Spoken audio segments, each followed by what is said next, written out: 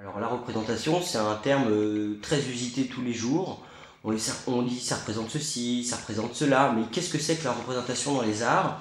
À ne pas confondre forcément avec la figuration. Donc on va rentrer, on va d'abord définir la représentation et ensuite on rentrera plus en détail de façon approfondie pour faire la nuance entre tous ces termes. Alors, je vais l'aborder donc sous un angle technique, théorique. Il y a plusieurs cas de figure, donc selon que la manière dont on articule le représenté et le représentant. Donc le représentant, c'est la base matérielle apparente, c'est-à-dire tout ce qui nous semble concret. Que j'ai nommé la conformation, et qui va donc s'articuler à des éléments d'un autre ordre, où les entités qui vont apparaître contredisent au moins en partie cette conformation de base, à partir de laquelle les objets représentés vont apparaître donc, dans notre esprit et s'articuler à cette conformation. Il y aura donc l'assignation, l'évocation, la figuration et l'imprégnation. La figuration va se diviser en trois modalités qu'on va détailler par la suite. Donc l'insinuation, la simulation et la congruation. Donc on détaillera plus précisément. Mais ce qu'il faut savoir, c'est quand on parle de représentation, on part d'une entité, d'un objet global. Pour la figuration, par exemple, l'objet va être représenté parce qu'il y a une analogie qui s'effectue entre les aspects conformés et les aspects représentés, une analogie qui s'effectue dans le même domaine sensoriel. Par exemple, on a affaire à du visuel, la conformation sera visuelle et elle va permettre de représenter des choses également visuelles. Et à l'intérieur de cet objet, de cette entité, il y a certains aspects qui pourront être de nature différente, donc soit insinués, soit simulés, soit congrue. Mais on va partir de généralités pour l'instant plus globales, et par exemple partir de ce que j'appelle l'assignation, qui fonctionne sur des relations arbitraires. Alors on les connaît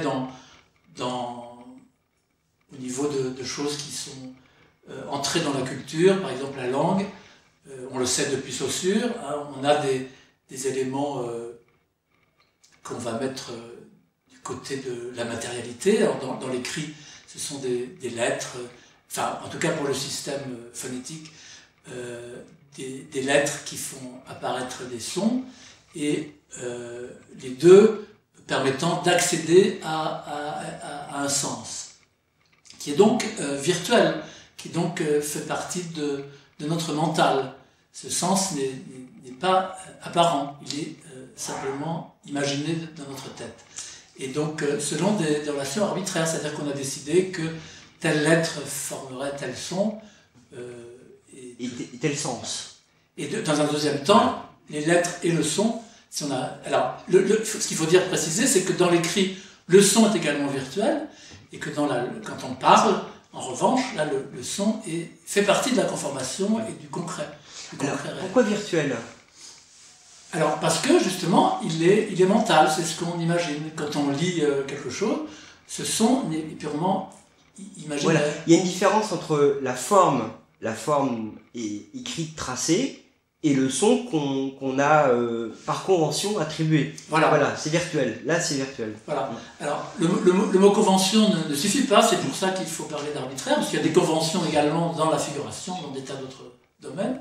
Mais là, c'est vraiment l'arbitraire qui compte. Et donc, encore une fois, soit on est dans une pratique où ces relations arbitraires sont enseignées, font partie d'un groupe culturel. Donc, je parlais de la langue. Les francophones ont appris ces relations une fois pour toutes. Qu'on appelle le français. Voilà.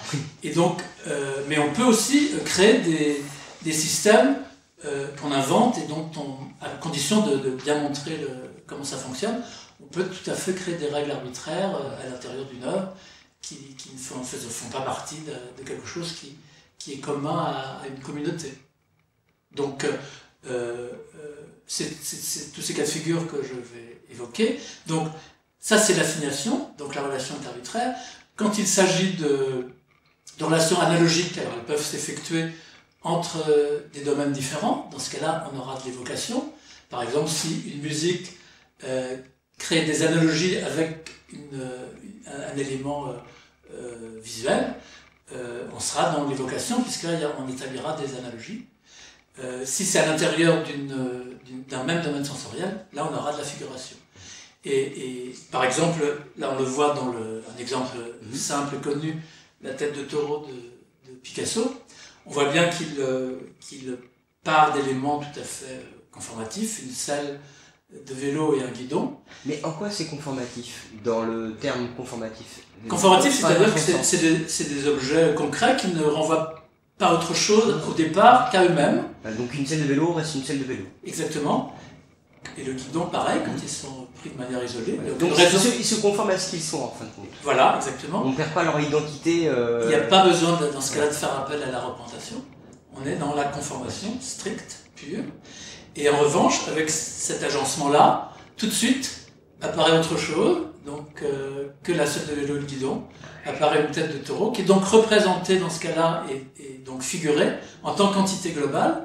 Après, on peut détailler qu'est-ce qui est de l'ordre de l'insinuation, de la simulation, de la conversion, au niveau de chacun des aspects. Mais de manière globale, on a une analogie qui s'effectue à l'intérieur du même domaine sensoriel visuel en l'occurrence, où là, tout d'un coup, une tête de taureau apparaît, du fait d'analogies, encore une fois, tout à fait claires, je crois. Mais dans analogie, dans quelles... Parce qu'on a des formes communes entre la conformation de la selle et la conformation qu'on imagine, là, qui est dans notre tête, qui est donc de l'ordre de la représentation, de la tête d'une tête de taureau éventuelle, et pareil pour les cornes qui sont rajoutées. Donc pour nos spectateurs, l'analogie, c'est le rapprochement, le lien de l'un à l'autre. Voilà, il y a une analogie qui peut s'effectuer au niveau de la couleur, de la forme, de la matière, enfin, tout dépend de ce qu'on travaille éventuellement. Et l'imprégnation, alors ça va se subdiviser en plusieurs catégories. L'imprégnation n'existe que si elle est articulée à l'assignation, à l'évocation ou à la figuration. Elle ne peut pas exister seule. Donc c'est un rapport de cause à effet entre un élément qui va lui-même produire sa propre représentation, sa propre image. C'est le cas des traces qu'on laisse quand on marche dans la boue, par exemple. C'est le cas des reflets dans les miroirs, c'est le cas des ombres, etc. C'est-à-dire dès lors que quelque chose d'autre apparaît que la trace elle-même concrète, oui, et qui a été formée par l'objet lui-même, qui a formé sa représentation. C'est presque une empreinte, on pourrait dire, tout simplement, l'imprégnation. Une sorte d'empreinte, mais une empreinte qu'on pourrait laisser dans le miroir, une empreinte pas au sens... c'est ça, c'est pour ça que je prends... Tracé et matériel. C'est ça, c'est pour ça que je prends le terme d'imprégnation. Parce qu'à un moment donné, on est obligé de trouver d'autres mots, ou de reprendre des mots pour exprimer une idée, un concept, une théorie d'outils analytiques. Voilà. Alors, c'est un des premiers concepts que j'ai forgé quand j'avais, je sais pas, 27 ans, quelque chose comme ça. J'étais très surpris d'être obligé de trouver un nélogiste, parce qu'en fait, c'est une opération qui existe depuis la nuit des temps, et visiblement qu'on n'a pas repéré, parce qu'il n'y avait pas de mots pour la désigner. La première fois où j'étais sensible à ça, c'est en visitant Lascaux, quand j'avais 7 ans, avant qu'elle ne ferme, les grottes d'origine, où on peut constater à certains endroits qu'effectivement certaines formes d'animaux, et même l'animal lui-même, pouvaient être choisies en fonction de certaines particularités du rocher sur lesquels elles étaient peintes. Et donc, d'ailleurs, mes parents m'avaient... Évidemment, je ne sais pas ce que j'ai vraiment compris, mais enfin, ça a été un choc de mon enfance assez important. Et d'autant que mes parents avaient acheté une reproduction d'un taureau, mais qui était en relief. C'était vraiment, ils reproduisaient, ils avaient fait un moule, ils reproduisaient en plâtre la forme du rocher sur lequel le taureau était peint. Et donc, la congrégation a lieu lorsque un aspect d'un objet figuré coïncide avec la réalité du support. C'est-à-dire que quand on dessine un cube sur un papier, le fait qu'il soit en perspective, qu'il représente un relief, donc on peut dire qu'on simule un relief parce que ça fait appel à des processions identiques quand on serait devant un vrai cube. Par contre, si on dessine le cube de manière frontale, la face qui se présente devant nous et qui coïncide avec le support n'est pas simulée en tant que plan. Il y a vraiment un plan. Donc c'est dans ce cas-là que je parle de congruation. Bon, pour donner un exemple assez simple avant d'aborder d'autres choses.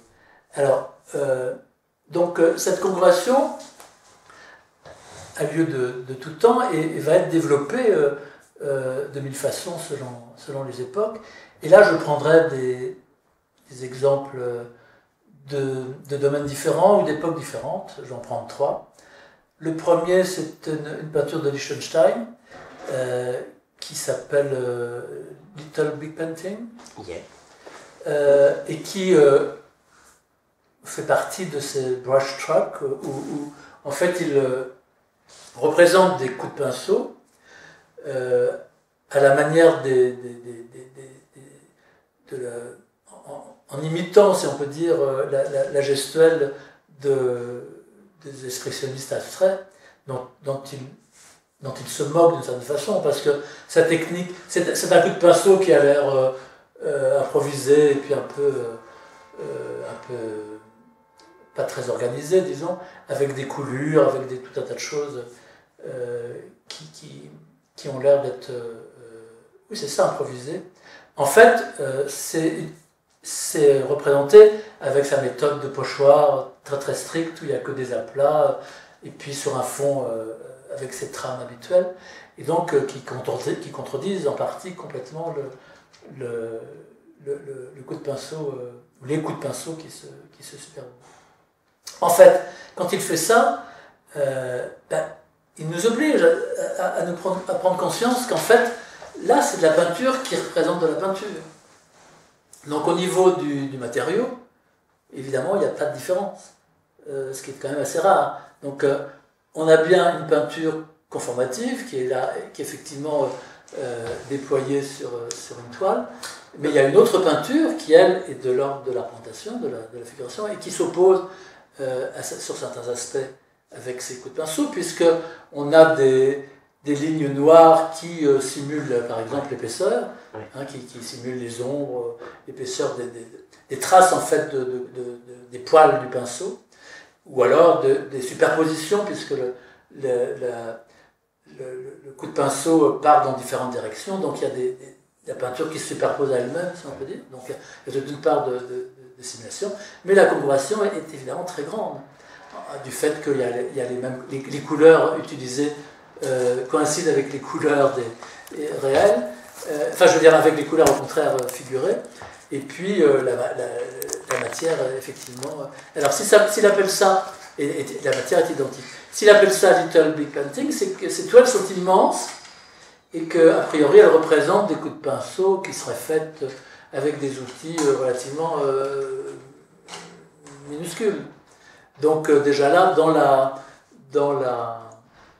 la taille choisie, là aussi, il y a une part de simulation et qui va évidemment se révéler de différentes façons selon qu'on la voit de près ou de loin. Enfin, il joue avec tout le rapport avec le spectateur qui peut devenir. Alors, il va exploiter tout ça et il va aller jusqu'à utiliser des coups de pinceau qui vont faire des sculptures. Enfin bon, il va jouer avec toutes ces contradictions et ces coïncidences de manière absolument spectaculaire et très pensée.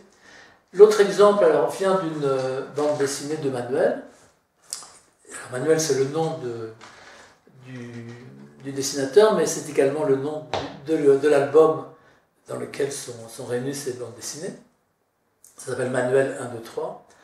Et là, c'est tout à fait incroyable parce que c'est une bande dessinée qui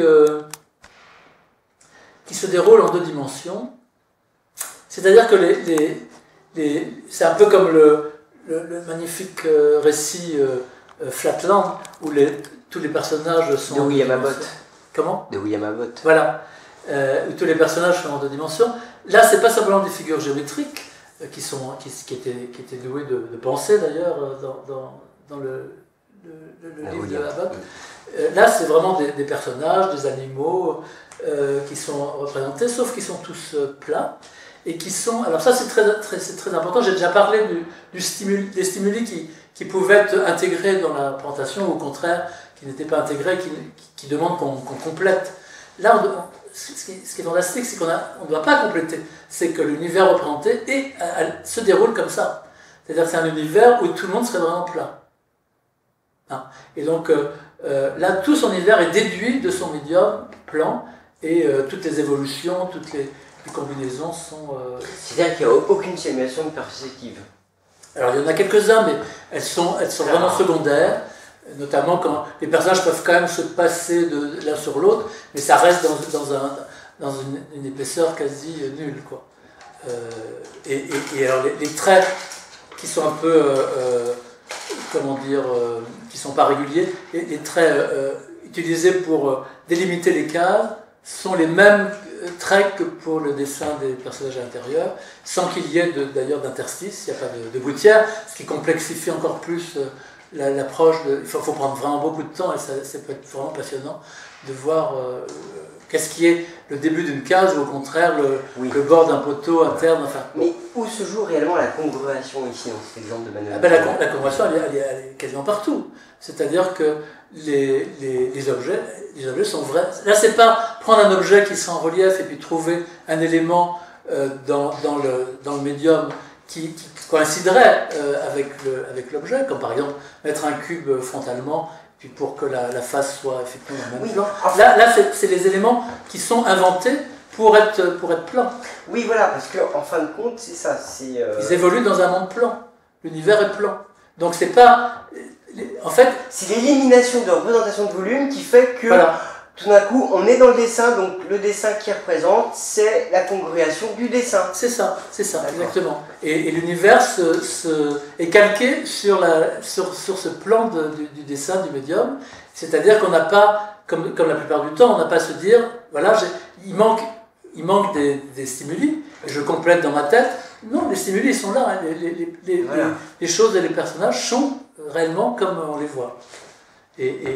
Alors, il y a une exception notable, c'est que les phylactères, qui sont dessinés également de la même façon, on ne peut pas toujours c'est pas toujours facile de les identifier, les phylactères sont faits eux-mêmes de dessins identiques et pas de mots comme d'habitude.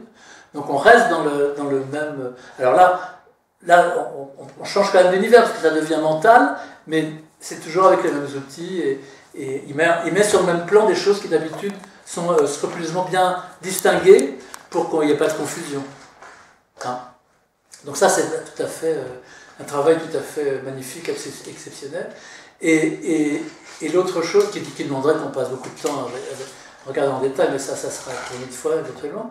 Et l'autre exemple que je prendrais, enfin bon, la congruation étant partout, on peut passer beaucoup de temps là-dessus. Mais troisième exemple que je prendrais, qui est un peu plus ancien, qui donc date de la Renaissance, c'est Andrea del Castagno, qui a peint... ça, c'est une fresque que j'ai découverte grâce à Georges Edu Berman, qui m'en avait parlé, qui m'a donné envie du coup d'aller voir sur place. Donc c'est une fresque qui remplit un mur entier qui est à l'échelle 1, qui représente une scène. Mais la particularité de cette scène, c'est que la table qui sert autour de laquelle les apôtres et le Christ se sont rassemblés, est peinte de façon que le point de fuite de la perspective se trouve exactement sur la ligne d'horizon, se trouve exactement sur le bord de la table qui est vue sur son côté, quoi, frontal. Ce qui fait qu'on ne voit aucune épaisseur, aucune profondeur, aucune perspective à cet endroit. Et alors, du coup, on voit alors comme cette table est recouverte d'une nappe blanche qui tombe sur les côtés, on voit que cette partie-là qui représente un rectangle quasiment parfait et qui est très, très, très, très présent et qui est effectivement congrué puisqu'il coïncide avec le plan et qui donne une dramaturgie très forte parce que d'une part, ce plan est interrompu par le seul apôtre qui pose problème, Judas, qui se trouve devant et qui le cache en partie, donc qui est le seul élément qui, du coup, nous incite à imaginer une profondeur, devant ce rectangle qui lui reste congrué et donc bien plan, sauf sur cette partie-là, puisqu'il est caché en partie. Et donc, Judas se trouve de l'autre côté, mais juste en face du Christ, et positionné. Dans le fond, il y a des marbres qui sont simulés comme fond de décor, et à cet endroit-là, où se trouvent donc les têtes de Judas et du Christ, le marbre est particulièrement perturbé. On a l'impression d'un court-circuit, enfin d'un éclair, enfin, qui indique. Ça, je trouve que c'est une idée assez magnifique. C'est le décor qui en fait la tempête qui va arriver. Voilà, et la relation perturbée entre les deux personnages. Mais à la base, ces marbres aussi coïncident sur un autre plan, mais coïncident parfaitement avec le plan.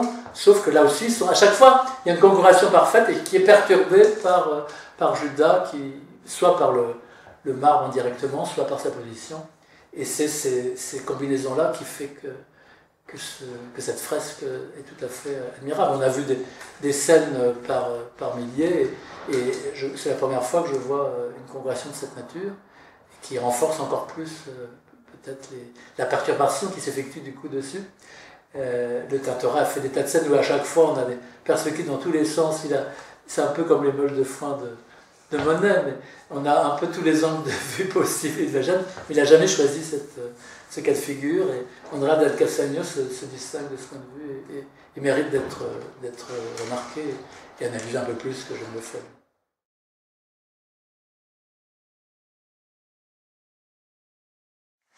Alors, pour parler de l'imprégnation congruative, il faut prendre quelques précautions. Lorsqu'on a affaire à de l'arpentation, c'est parce que l'objet effectif que l'on a devant soi permet d'accéder à autre chose qu'à lui-même. C'est un principe globalement, si on veut résumer très vite. Pour basculer donc dans autre chose, il faut faire un certain nombre d'opérations qu'on a donc détaillées. Et parmi ces opérations, il y a de la figuration. C'est-à-dire qu'une analogie entre des domaines, entre des choses appartenant, des entités appartenant au même domaine sensoriel. Mais cette figuration n'est pas nécessairement de l'ordre de la fiction. On n'en a pas parlé, et c'est important. Elle peut être factuelle. Par exemple, on retransmet un match de foot, il n'y a pas de fiction, a priori.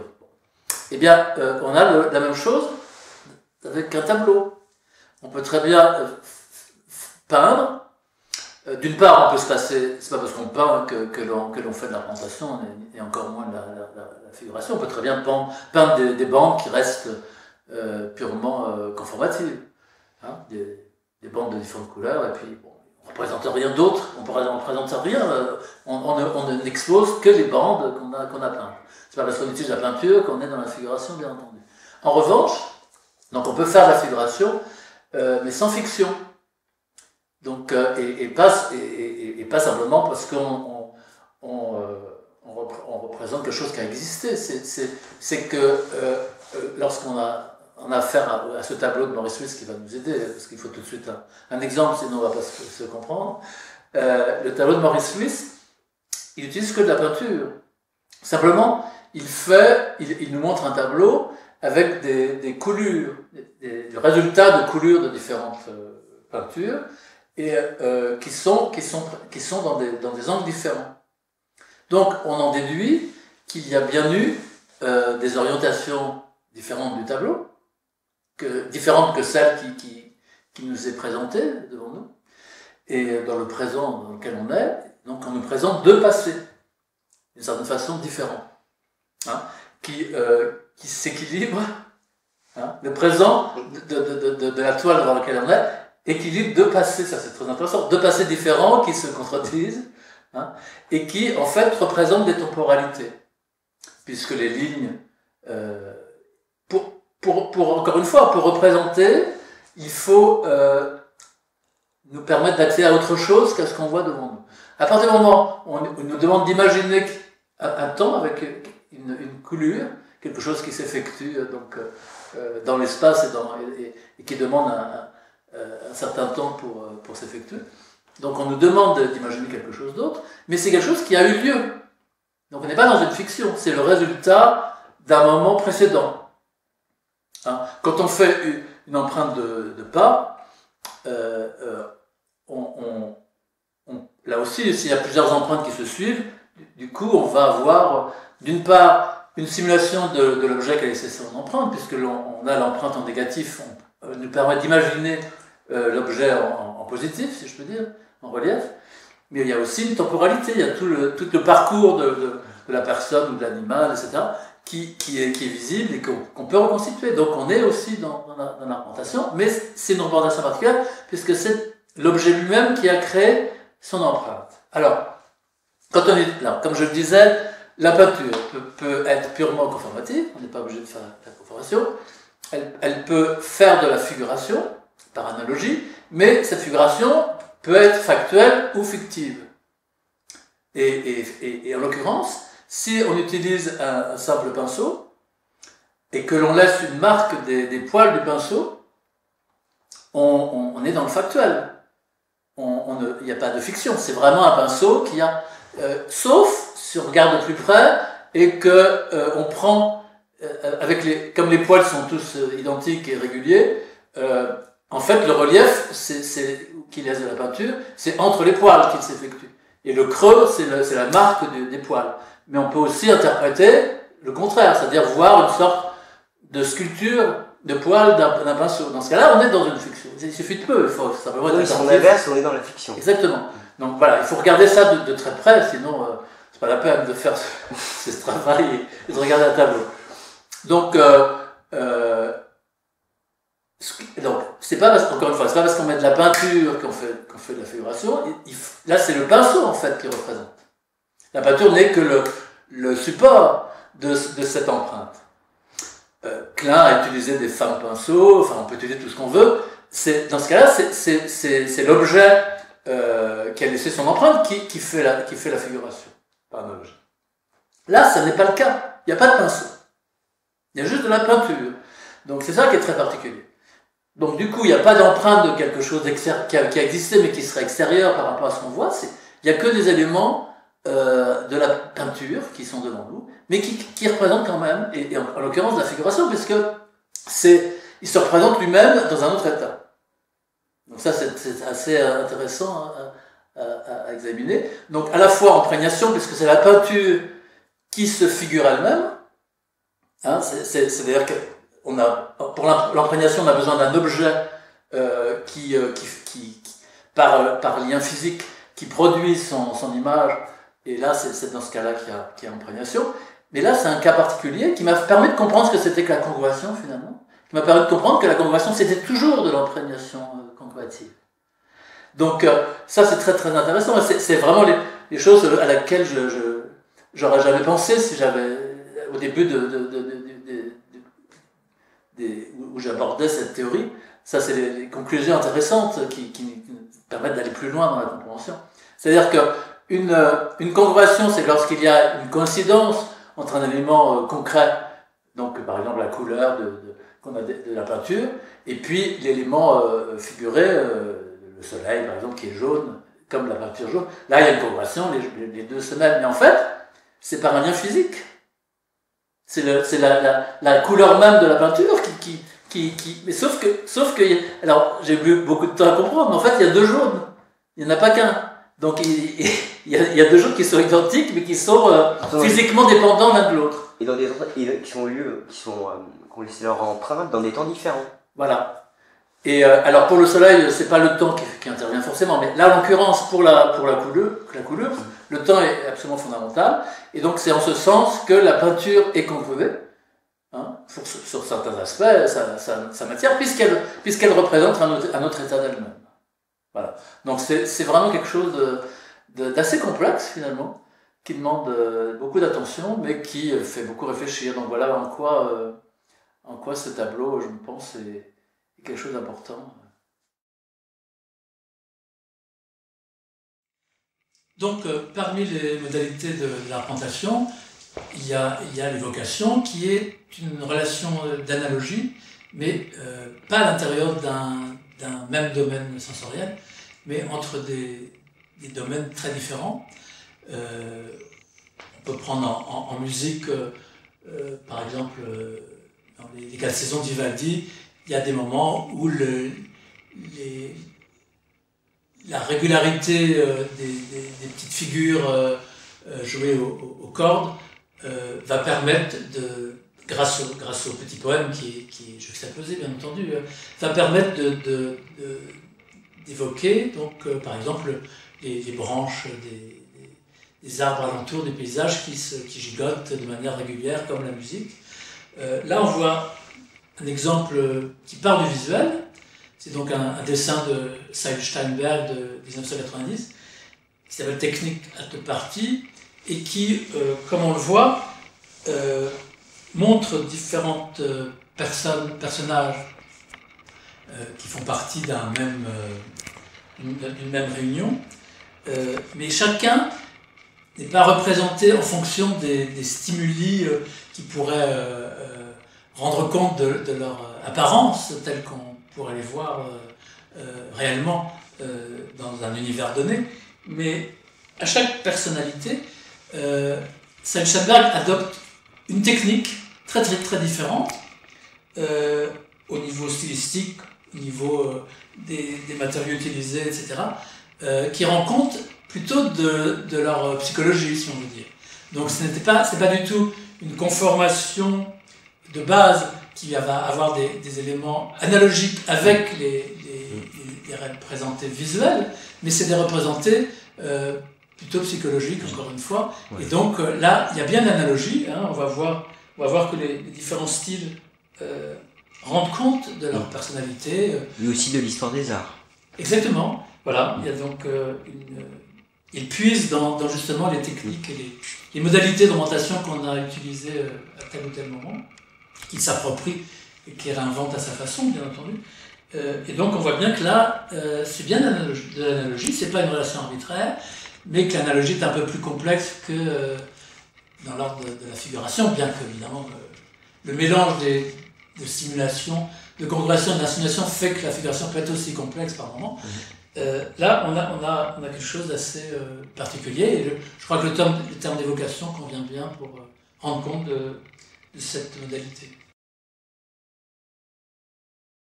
Alors, donc là, ça combine deux choses. Donc, d'une part, l'imprégnation qui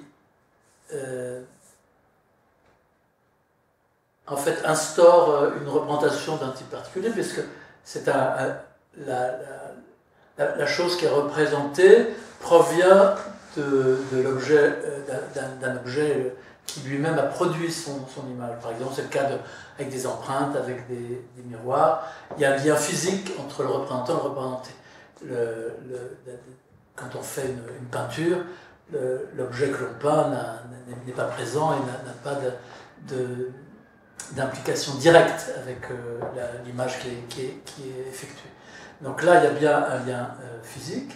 Donc quand on laisse une empreinte dans le sol, on voit bien comment ça se reproduit.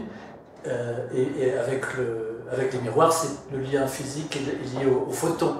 Donc il y a l'image que l'on voit dans le miroir est directement produite par un objet qui se réfléchit dedans. Bon. Donc cette imprégnation, évidemment, concerne également la photographie, puisque la photographie enregistre des stimuli qui viennent directement d'un objet qui va donc se laisser des traces sur un support de différentes natures, enfin bon, on peut dire numérique aujourd'hui, qu'importe. Alors, cette imprégnation qui concerne la photographie peut être de différentes natures, et en l'occurrence peut être de l'ordre de l'évocation. L'évocation, on en a déjà parlé, c'est lorsqu'il y a un lien d'analogie, mais entre des éléments différents, des sensorialités différentes, des domaines différents. Par exemple, quand on dessine une onomatopée en bande dessinée, on fait un son qui devient de plus en plus grand. Il y a une analogie visuelle par rapport au son qui serait de plus en plus grand, et le dessin étant lui-même également de plus en plus grand. Il y a donc une évocation, puisque c'est une analogie, mais entre une image et un son qui est censé être représenté. Là, je vais prendre deux exemples. Un qui vient d'une scénographie mise en scène de Svoboda pour la tétralogie de Wagner. Alors, n'ayant pas vu ce spectacle, je me contente des légendes. Alors, soit la légende est bonne et elle renvoie au crépuscule des dieux, soit elle est fausse et elle renvoie à la première partie, l'heure du Rhin, dans lequel il y a des géants. On verra pourquoi je dis ça. J'ai plutôt l'impression que la légende est fausse, mais bon, je n'ai pas vérifié pour l'instant. La scénographie est constituée d'immenses loupes. D'immenses loupes qui sont accrochées et qui se présentent devant certains chanteurs, permettant donc de montrer une image agrandie. Alors, s'il s'agit de l'heure du Rhin, ça permet de simuler des géants, c'est-à-dire qu'au lieu de se dire, c'est une image agrandie, on demande au spectateur d'être en connivence et d'accepter que c'est le géant qui est présenté directement, sans passer par une image. S'il s'agit de... Et c'est le deuxième cas de figure qui nous intéresse aujourd'hui, je ne vais pas développer le premier. S'il s'agit du crépuscule des dieux, là il n'y a pas de géant. Donc la solution qui vient d'Allustri, c'est pour présenter un état du personnage, psychologique ou d'une autre nature que purement visuelle, où donc tout d'un coup on aurait une analogie entre donc un état du personnage représenté, et puis cette image qui est effectivement agrandie. Donc il y a bien une évocation dans ces cas-là, puisqu'on ne reste pas dans le visuel, mais on passe par l'imprégnation. C'est ça qui est intéressant. Hein. Tout ça pour montrer que l'imprégnation, qui pourrait sembler être une copie, simplement, oui, en fait elle peut être utilisée pour plein d'autres fonctions. Pour être une copie, parce que comme il y a un lien physique, on peut se dire, voilà, oui, on se contente de reproduire les choses comme elles sont. Non, il y a d'autres utilisations. On l'a vu avec Marcus Retz pour un autre cas de figure. Ceci devient cela. Voilà. Et donc là, on est donc dans l'imprégnation évocative avec Svoboda. On n'est pas dans la simulation non plus. Parce qu'on pourrait dire, tiens, le fait d'avoir une loupe devant les chanteurs, ça pourrait simuler des géants. Oui, c'est ce que je disais. Ouais. Ça serait le cas pour le premier cas de figure, si ça renvoie à l'heure du Rhin. Si ce n'est pas le cas, on change de nature, d'analyse de l'image. Je prendrai un autre exemple qui vient de mon propre travail. il y a une de mes répliques qui utilise le mot agrandi qui est lisible symétriquement et dans des miroirs. Un ambigramme, comme nous l'avons vu précédemment dans une vidéo. Voilà, un ambigramme que j'ai utilisé plus récemment chez Stéphane Mortier, mais dans une combinaison qui est plus compliquée parce que ça alterne restreinte et agrandie, donc je ne vais pas parler. Il y a deux répliques simultanément. Voilà, qui en vis-à-vis, on les verra de toute façon dans une vidéo à 360 degrés de l'exposition. Très bien. Mais là, comme je vais prendre un exemple plus simple par rapport à ce dont je parle, je vais donc parler de la première version qui a été présentée à Pouglézo, dans le centre d'art Parc Saint-Léger. Du Parc Saint-Léger, où là, le dispositif permettait de projeter. Enfin, je vais pas donner en détail, mais je vais dire ce dont je ne vais pas dire. Voilà. Disons que le projecteur bougeait et projetait soit sur le. Il y avait aussi des énormes miroirs en vis-à-vis. Et le projecteur projetait soit sur le miroir, soit au-dessus du miroir, ce qui faisait que les reflets n'étaient pas de même nature. Et quand il était projeté sur le miroir, ça renvoyait sur le mur au-dessus du miroir d'en face, en plus grand évidemment. Bon, je ne vais pas détailler ça, je vais simplement dire qu'on voyait le mot agrandi, qui donc, on pouvait avoir une lecture qui vient du fond et qui donc se rapproche de nous, puisque on avait, et donc on pouvait comprendre que le mot s'agrandissait pour nous rejoindre d'une certaine façon, d'autant plus s'il était projeté physiquement sur le mur d'en face. Et alors là, ce dont je voulais parler, je ne vais pas non plus analyser cette opération particulière, je vais juste parler de l'évocation, puisque c'est de ça dont il s'agit. Donc il y a bien imprégnation là aussi, puisqu'on joue sur des reflets, sur des miroirs, donc il y a un objet réel, qui en l'occurrence est un gobo, qui est donc projeté, qui va produire une image qui se réfléchit, etc. dans un second temps. L'évocation, elle vient du mot utilisé, agrandi. C'est-à-dire que on peut prendre ce mot comme une injonction, hein, le mot à l'impératif, c'est-à-dire on demande d'agrandir, agrandis les choses. Et donc, dans ces cas-là, on peut entendre le mot qui lui-même devient de plus en plus fort. On peut, comme je faisais une association avec les onomatopées, on peut là aussi avoir une équivalence de même nature, c'est-à-dire une évocation du son qui s'agrandit en même temps que le visuel.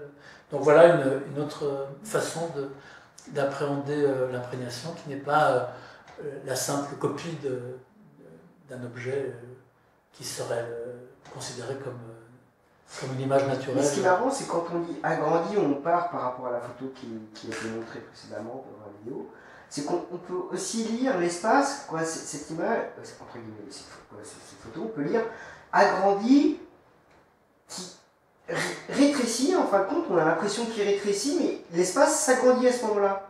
Alors, il y a la perception de l'espace physique. Oui, c'est-à-dire que les deux lectures sont possibles, c'est pour ça que je l'avais déjà mis en parallèle avec restreinte, mais qui là ne se combinait pas cette fois-ci, et qui restreinte, lui, pouvait être vu en diminué jusqu'à l'infini. Donc la façon d'appréhender et de lire dépend du mot qui est utilisé, qui va nous orienter dans un sens ou dans l'autre. Voici une œuvre de Robert Mongol, Cycle in and Out of a Polygon, de 1973. Et qui est intéressante parce qu'elle nous montre comment, d'une part, travailler la figuration en se passant de la représentation d'objets, de personnages, de choses qui seraient extérieures en fait à ce tableau, et donc qui fait de la figuration parce que la figuration étant une forme particulière de représentation, c'est-à-dire on doit faire apparaître quelque chose d'autre que les objets qui sont devant nous, mais en même temps c'est bien une figuration puisqu'il y a des analogies, mais qui ne renvoie qu'au tableau et aux traits qui sont dessinés dessus. Donc c'est un cas un peu spécial, d'autoréférence, mais un peu tordu, comme on va voir, Parce qu'en fait, si on prend le tableau tel qu'il est dans sa concrétude, on a une toile qui est constituée d'une partie circulaire et d'une partie orthogonale. Donc il y a à droite un demi-cercle, à gauche un demi-carré qui sont en continuité, donc un contour global de la toile qui, à l'intérieur, est constitué d'un trait de peinture en fait, une ligne qui prolonge en partie le cercle réel de la toile et qui, de l'autre côté, prolonge le demi-carré, mais là en un demi-hexagone finalement, hein, puisqu'on voit trois côtés. Donc on a donc si on relie les deux, on peut voir d'une part donc, cette forme qui est constituée par le contour de la toile avec un demi-cercle à droite, un demi-carré à gauche, et sur cette toile des lignes qui seraient le contraire, enfin, d'une certaine façon, donc un demi-cercle dessiné à gauche et puis un demi-hexagone dessiné à droite. Mais on peut aussi les relier du coup, parce que évidemment on va rassembler les éléments qui se ressemblent et on peut relier les courbes et les droites pour faire un polygone et pour faire un cercle entier, alors qu'ils sont faits des éléments différents. Alors, ça c'est une première chose, et donc on peut facilement en déduire que les traits dessinés ne sont pas uniquement conformatifs, c'est-à-dire ne sont pas simplement uniquement ce qui pourrait être le cas, c'est-à-dire uniquement des lignes qui ne représentent rien, donc on ne voit que des lignes. Il se trouve que là on peut en déduire que le trait circulaire, par exemple, représente le contour manquant de la partie en demi-cercle de la toile. Dans ce cas-là, elle le simule, puisque on a un contour qui figurerait de manière qui figurerait un relief, alors que ce trait est simplement sur une surface.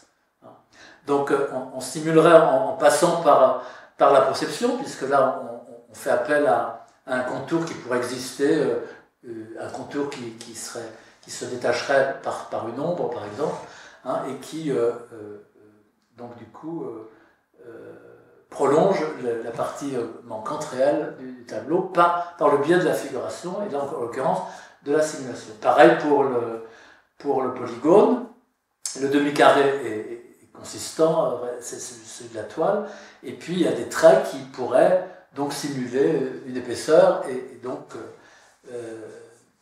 mettre sur la voie d'un polygone entier qui serait en partie réel et en partie figuré. Mais voilà, on n'est pas obligé de s'arrêter là. Et on peut se dire qu'il se passe aussi le contraire. En l'occurrence, que les contours de la toile représentent les traits dessinés sur le tableau. C'est là que ça devient vertigineux. C'est-à-dire que, et là, dans ce cas-là, on ne simulerait plus, parce que là, un relief ne peut pas simuler un trait, contrairement à l'inverse, parce que la perception ne fonctionnerait pas de cette façon. Donc on doit faire appel à l'insinuation dans ces cas-là, c'est-à-dire qu'on transforme mentalement le contour d'un volume, enfin, même s'il n'est pas très épais, c'est quand même un volume, la toile est un relief, là il n'y a pas de cadre en plus, enfin, je veux dire, on peut l'appréhender dans son épaisseur facilement. Donc là, on a, dans ces cas-là, une épaisseur qu'on doit convertir, enfin le contour, disons, d'une épaisseur qu'on doit convertir en trait, et c'est dans ce sens qu'on est dans l'insinuation. On doit mentalement faire un autre travail qui n'est pas du tout de même nature. Donc voilà l'intérêt de cette toile, c'est que d'une part, elle nous montre que la figuration est d'une autre nature.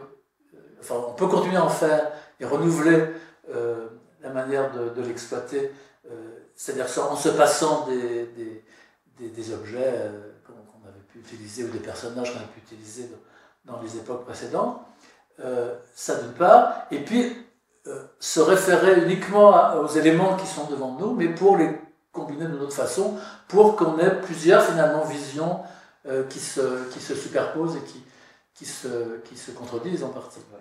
Et au titre, parce que le titre implique la lecture en fin de compte. On voit bien qu'on est, on est face à un tableau en fin de compte qui figure et qui n'est pas abstrait, parce que dans le titre on a un cercle qui est à l'intérieur et en dehors du polygone. Voilà. Donc ça, ça nous met sur la voie, mais ça, voilà. ça ne décrit pas l'entièreté. Non, c'est-à-dire des opérations qui se jouent. C'est ça. Et donc la notion d'abstraction n'est pas suffisante, évidemment, là on voit bien, puisqu'on joue avec des éléments très concrets et des éléments qui sont de différentes natures au niveau de la figuration. Donc l'abstraction c'est un peu trop vague dans l'occurrence, donc il faut des termes un peu plus sophistiqués pour parler de cette symétrie qui en fait n'est pas de la nature selon la manière dont on relie les choses. Exactement.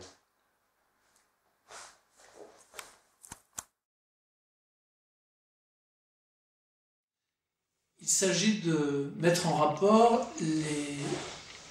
Donc on a affaire on va faire à quelque chose qui va permettre d'entrer dans les modalités de représentation, mais l'imprégnation n'existe. Donc l'imprégnation, c'est une relation de cause à effet entre le représentant et le représenté, donc une relation physique, comme on a pu le voir avec des empreintes dans un sol, avec des reflets, etc. Mais cette relation n'existe que si elle se greffe sur les autres modalités de représentation, soit la figuration, soit l'évocation, soit même l'assignation. Et donc la photographie, évidemment, est convoquée immédiatement, puisqu'elle part de stimuli externes qui, par l'intermédiaire de photons, donc une trace physique, va permettre à un objet donné de laisser une trace sur un support, par exemple argentique. Donc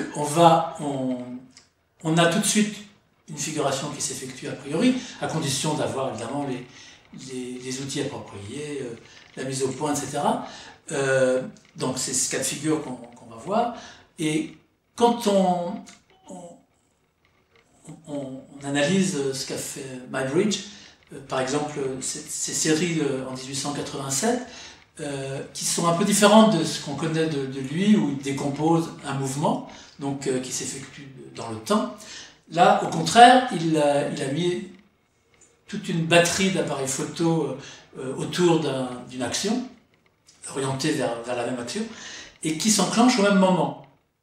Et donc, grâce à son appareil, alors il fait une série de photos, mais grâce à son appareil, le zoopraxiscope, il recompose pas, il crée un mouvement qui n'a jamais existé. C'est-à-dire qu'en l'occurrence, il va donner l'impression qu'on tourne autour par le biais d'une caméra, alors que le cinéma n'existait pas. Il donne l'impression qu'on tourne autour de cette action, comme si l'action était figée, et donc non seulement il invente un mouvement de caméra bien avant que le cinéma n'existe, mais il crée un mouvement qui n'a jamais existé en tant que stimuli dans la réalité. Donc toute photographie qui utilise les bons appareils, les bonnes focales, enfin les outils appropriés qui, encore une fois, reconstituent à peu près les conditions dans lesquelles on peut voir, appréhender les choses avec notre œil sans autre intermédiaire. Donc ils vont simuler des corps réels, alors qu'on est dans des images reproduites et donc en deux dimensions. Le fait donc on simule bien des corps, hein, on les figure d'abord et puis on simule une partie de leurs aspects. Là, il pousse le bouchon encore plus loin puisqu'il simule un mouvement, encore une fois, qui n'a pas existé. Donc le fait de prendre des stimuli externes comme preuve ou comme simplement une trace d'un événement qui a existé, il a complètement mis à mal. Il montre qu'on peut, même avec l'appareil photo, avec le principe de la photo, créer des choses qui n'ont jamais existé préalablement. Donc ça, alors, ce qu'il faut que je dise, c'est que c'est donc en 1887, donc bien avant Matrix ou d'autres choses qui ont eu lieu avant Matrix, cet effet qui était beaucoup utilisé à cette époque, je veux dire, en fait, existait 100 ans avant. Hein, si c'est davantage, je ne sais plus exactement à quelle époque sont sortis ces films. Il y a eu des vidéastes qui ont refait ça. Mais enfin, on avait complètement oublié cette méthode, et notamment parce qu'on considère souvent, encore une fois, que la photo n'est qu'une sorte de reportage.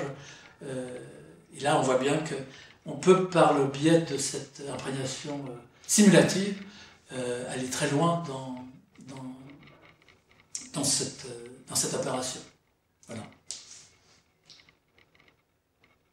J'ai pas dit le titre de l'œuvre. Donc, Springing Over a Man's Back, c'est la bande qui est en bas. Hein, on pourrait parler des autres, mais enfin, celle du bas est particulièrement significative, puisque on voit quelqu'un d'immobile et puis un autre qui lui saute par-dessus. Et ce sont des personnages qui sont nus. Et donc on peut voir dans le détail que, par exemple, par rapport à la position du sexe du personnage qui saute, que c'est bien un mouvement et qu'il n'est pas suspendu, ou je ne sais pas quoi. Donc là, c'est intéressant, on voit bien qu'il y a un mouvement figé. Et c'est là où, en fin de compte, c'est simulé, parce que cet arrêt dans le réel n'existe pas quelque part. Oui, l'image du réel... Oui, c'est-à-dire qu'il y a deux simulations. Il y a la première simulation qui existe tout le temps, quoi que l'on photographie. Mais là, il y a une simulation carrée supplémentaire qui fait basculer dans la fiction, ce qui n'était pas forcément le cas dans un premier temps. Donc c'est une simulation fictionnelle. Même si pourtant, quelque part, l'ambiguïté là, même si c'est pourtant, le mouvement pour faire la prise de vue a bien eu lieu. C'est-à-dire qu'il passe bien par-dessus pour faire le mouvement du personnage a bien eu lieu, mais pas le mouvement d'appareil. Voilà, c'est ça. Que là, on ne va pas reconstituer ici. Je ne sais pas si ça a été reconstitué, enfin, on pourrait le faire.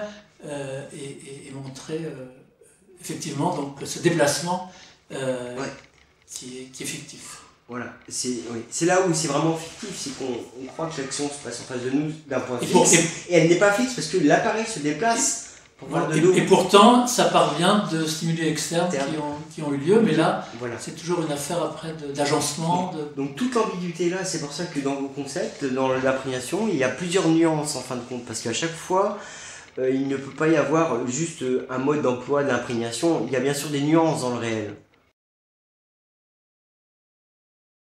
Donc à partir d'une photo d'André Kertész, Unter Water, Schwimmer, de 1917. Alors, toujours à partir d'une photo, encore une fois, on peut penser que la photographie enregistre des choses, restitue une image des objets tels qu'ils existent naturellement. Or, bien entendu, il peut se passer des tas de choses qui vont, on va dire, déformer, entre guillemets, et qui donc demandent toute une reconstruction mentale pour pouvoir aborder l'objet tel qu'il peut exister véritablement. Donc, Kertész, je suppose, d'ailleurs, à cette époque-là, essaye de trouver peut-être des équivalents à ce qu'a pu faire Picasso en peinture. C'est-à-dire que comment la photographie peut devenir un art en ce sens qu'elle n'est pas simplement un enregistrement passif de la réalité telle qu'elle peut se présenter tous les jours. Bon. Et donc, il y a toute une série que l'on connaît à partir de miroirs déformants, par exemple, qui donc montrent des images de femmes nues en général, mais qui sont extrêmement déformées, et on peut reconnaître que c'est un corps de femme, mais vraiment en recomposant complètement les choses, puisque telles elles nous apparaissent, c'est vraiment des formes très, très, très curieuses.